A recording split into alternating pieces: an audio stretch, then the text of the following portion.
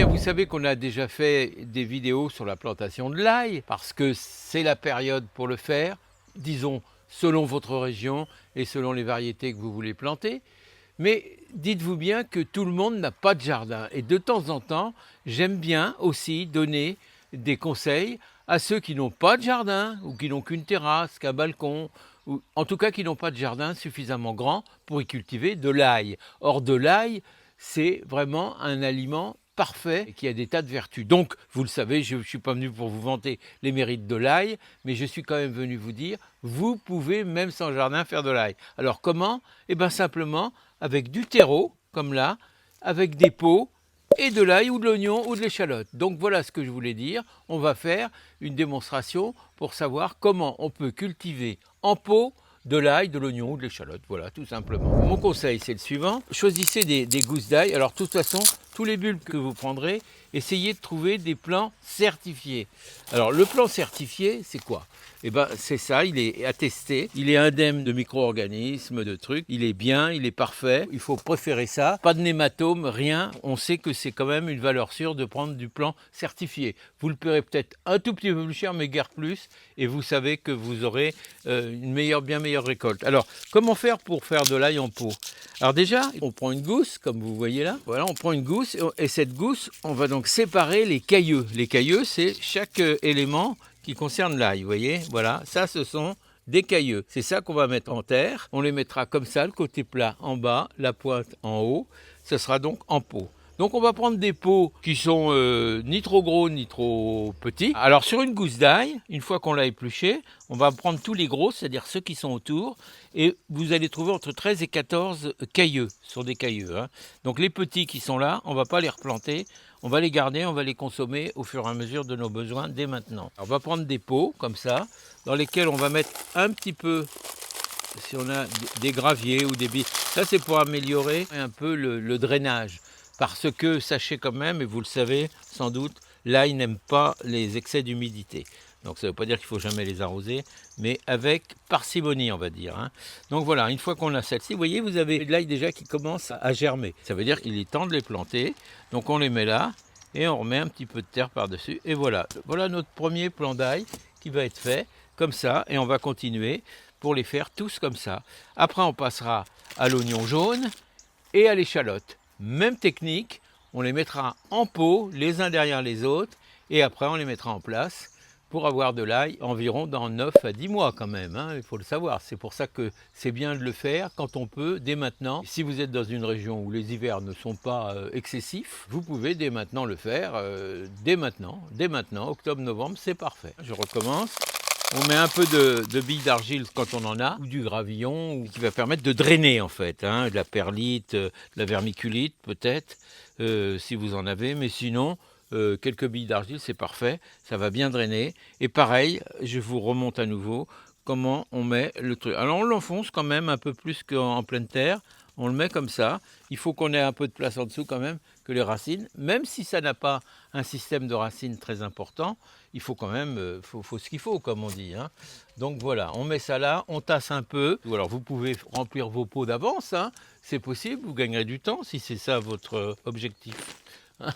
Donc voilà, voilà où on en est. Concernant les échalotes maintenant, donc toujours du plant certifié, c'est du Germor. Germor, variété qui convient bien un peu à toutes les régions. La plantation donc des échalotes, elle se fait de façon individuelle, comme ça, voyez-vous, on les rentre dans les pots, c'est un peu le même principe, mais on ne les sépare pas. Alors on pourrait séparer comme on fait avec l'ail, mais là c'est pas nécessaire. On les met comme ça, on les met là. Si j'ai pas suffisamment de pots, si c'est votre cas aussi, c'est pas grave, le reste on le fera en pleine terre. Ça nous permettra, et ça vous permettra de faire un test, de savoir ce qui est le mieux pour vous, et ce qui se passe bien, parce que pour beaucoup d'entre vous, ça va être un test, cette technique. Je sais qu'elle fonctionne, puisque beaucoup de gens l'utilisent déjà. Je vais les mettre après en place. Alors en place, ça veut dire qu'on va les mettre dans un endroit où ils seront exposés entre sud et ouest. Hein. On évitera quand même les expositions les plus froides pour l'hiver, à savoir le nord et l'est. Hein. Donc on reste sud, sud-ouest, voilà, donc ce sera suffisant. Une fois qu'on est là, on n'aura plus qu'à arroser nos plantations et attendre. Alors si vous êtes sur une terrasse, c'est encore mieux, bah, vous mettrez sur la terrasse et l'affaire sera réglée. Voilà, oignon blanc, oignon violet, échalote, voilà ce qu'on a fait. Le reste, on va le mettre en pleine terre ou on pourra aussi, et vous pouvez le faire, si vous avez des pots plus gros, c'est-à-dire d'un diamètre évidemment plus important, vous pouvez aller jusqu'à 3 plants par pot. Donc vous voyez, vous mettez en pied de marmite, 1, 2, 3, vous mettez, mais il vous faut avoir quand même un peu de profondeur et un peu de largeur. Donc pour les pots nettement plus gros, vous pouvez vous permettre de le faire aussi. J'en ai pas, je ne peux pas vous montrer, mais je pense que vous imaginez très bien ce que ça peut donner. Donc voilà, on en est là, je vais arroser tout ça. D'ailleurs, je vais le faire maintenant. Et après, on mettra ça en place comme je vous l'ai dit. D'accord? Alors pour l'arrosage, je voudrais quand même vous préciser que l'ail n'est pas fou d'arrosage, hein. Donc il faut bien sûr l'arroser, parce que comme toute plante, elle a besoin d'un peu d'humidité, mais surtout pas trop. Donc il faudra veiller, mais il faudra vraiment pas arroser de trop, surtout pendant la période hivernale. Ça va pas se dessécher énormément. S'il est stocké dehors, ça va se passer naturellement. Donc voilà, pensez à les arroser, mais de temps en temps, une pluie fine. Le mieux, c'est par capillarité si vous avez la possibilité de le faire, mais sinon, c'est pas très grave. Du moment que le pot reste humide, du moment que la terre reste humide, mais pas trop, j'insiste, parce que sinon, vous allez avoir de la pourriture, et c'est pas du tout ce que nous recherchons là. Nous recherchons à les laisser se développer et avoir de l'ail en pot. De l'ail en pot, donc pour l'extérieur et pour ceux qui n'ont pas de jardin ou qui ne veulent pas avoir à aller très loin chercher l'ail et à se donner du mal à le planter et à l'arracher. Et il y a des gens qui ont des problèmes de santé aussi, et donc il faut y penser, mais ils ont quand même droit à l'ail. Et je vous dis qu'une chose, de l'ail pour tous. Voilà, concernant l'ail, bien entendu, on avait fait une vidéo, si vous l'avez vue précédemment, mais je vais vous la remettre, parce que peut-être vous ne l'avez pas vue ou égarée. En tout cas, on a fait une photo pour expliquer, bien entendu, qu'on peut aussi le planter en pleine terre. C'est même comme ça qu'on le fait le plus souvent. Alors, donc, j'avais démontré comment on pouvait le faire. Je vous la remets pour information, pour rappel, on va dire. Et voilà, donc, et puis après, bah, j'attends vos commentaires, bien sûr. Ah, alors on va donner un petit coup de griffe, comme ça, simplement pour illégaliser un peu le sol, hein. On va tendre un cordeau, on va faire notre sillon. Alors on va faire un sillon en V, vous voyez, comme ça, avec la terre comme ça, un sillon comme ça se fait. On va pouvoir mettre nos bulbes à l'intérieur et on va ramener la terre par-dessus, de façon à faire une petite butte au-dessus de nos bulbes, de façon à ce que s'il y a de l'eau, et souvent il y en a, elle s'écoule dans la rigole plutôt que de rester stagnante sur nos bulbes. J'ai mis un cordeau, vous voyez, donc j'ai mis un cordeau, une ficelle, qui est donc relié par un piquet à chaque extrémité. Ça peut être un cordeau de fortune, hein, c'est pas compliqué. Et puis après, avec mon serre-fouette, mais ça peut être un autre outil, hein, avec mon serre-fouette, je vais faire ce que je vous ai dit tout à l'heure, un sillon. Donc je suis le cordeau, c'est pour que mon sillon soit droit, le cordon il sert à ça. Si vous êtes assez doué pour le faire sans cordeau, vous pouvez essayer, mais il faut avoir le compas dans l'œil là, hein. Je vais disposer mes bulles dedans et après, quand j'aurai terminé, je vous montrerai, mais je viendrai ramener la terre des deux côtés. Si bien que je vais me retrouver avec une butte, mes bulbes seront dans la bulle, il y aura assez de terre par-dessus, et ici il y aura plus facilement un écoulement pour en cas de forte pluie ou d'inondation. Comme ici le terrain est légèrement en pente, ce sera pratique parce que ça suivra le terrain et ça ira s'écouler plus loin. Donc voilà, ça c'est une précaution à prendre. L'orientation n'est pas très importante. Sachez que même s'il y a de l'ombre, ça va pousser. Tous les légumes racines en général ont besoin de moins d'ensoleillement que les légumes feuilles, hein. Et là c'est le cas, on n'est que dans du légume bulbe racine. On a attaqué notre deuxième rang, notre deuxième sillon. Il faut un écartement d'au moins 20 cm. Donc on considère que l'espace du serre-fouette est bien. Mais c'est pas au millimètre, encore une fois, mais il faut quand même que ce soit régulier. Alors ici, on va retirer celui-là, on va le remettre là, voilà, on est à la bonne distance.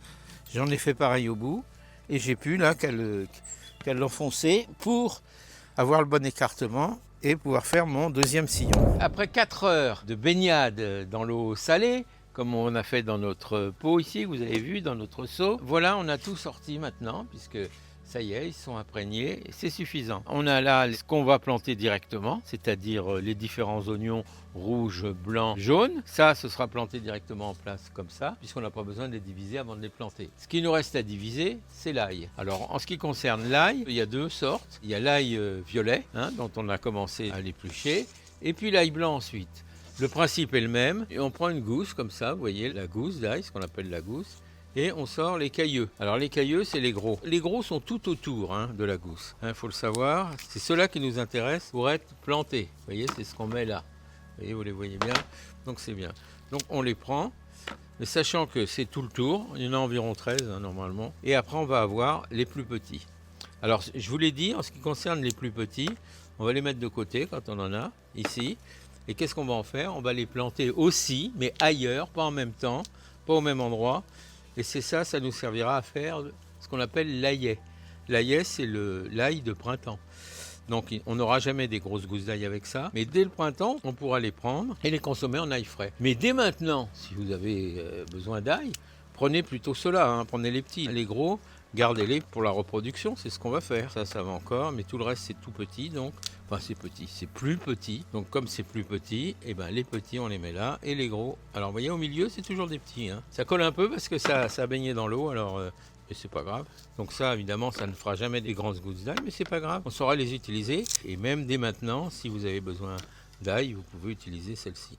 Mais mon idée, c'est de faire les gros, comme on l'a dit, pour la production de nos gousses d'ail, et les petits pour l'aillet. Celle-ci pour replanter, et puis ça, c'est l'aillet. Donc l'aillet, ail frais à manger au printemps, ou à consommer dès maintenant, si vraiment vous avez de la cuisine. Ceux-là, on les garde pour les planter. Et puis on a aussi l'ail blanc, le même procédé. On a séparé les grosses gousses des petits cailleux qui sont là.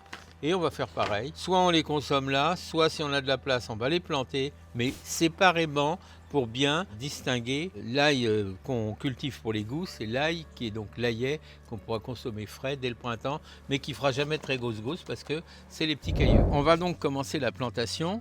Donc la plantation, toujours la pointe vers le haut, comme ça. Vous voyez, on les met comme ça.